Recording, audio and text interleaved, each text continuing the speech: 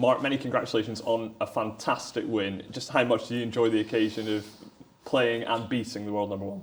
Yeah, I mean, as I've said already, you know, playing the top boys, it shows you where your game's at. And even though Judd didn't play nowhere near his best, I felt as though I sort of battled well, won a couple of scrappy frames.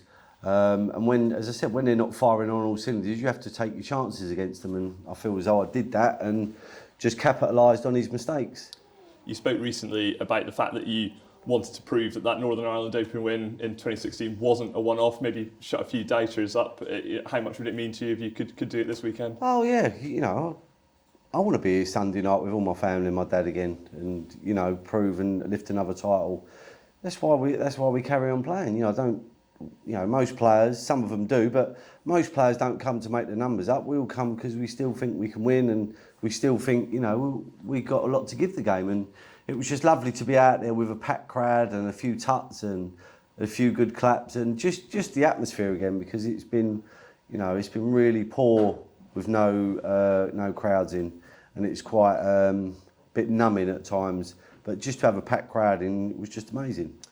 Yeah, were there times at the sort of darkest depths of this pandemic where you thought, you know, that occasion of a semi-final with a crowd and you're playing the world number one, that sort of occasion might not come again? No, not really. No, as I said, I've been working hard and I've been practising hard, and just, you know, what you're putting in the practice table, you want to come out, you know, on the main table. And even though I didn't play, you know, amazing, I felt as though I battled well. My safety was really good as always. And I just battled, and it's nice to come through, you know, to beat any of the top players. But, you know, Judd's a fantastic role model for young kids playing snooker. He's a great bloke, you know, very complimentary after, said well done and that. And that's just the kind of guy he is, a real gentleman, and he deserves his number one ranking. You know, he won loads of tournaments last year, and any scalp with the top boys is a great scalp.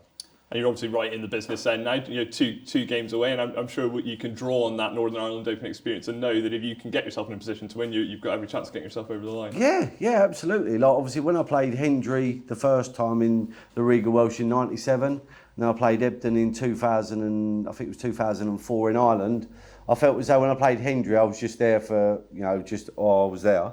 And then Ebden, obviously, I thought as though I could win, and obviously Peter was a great player in his day.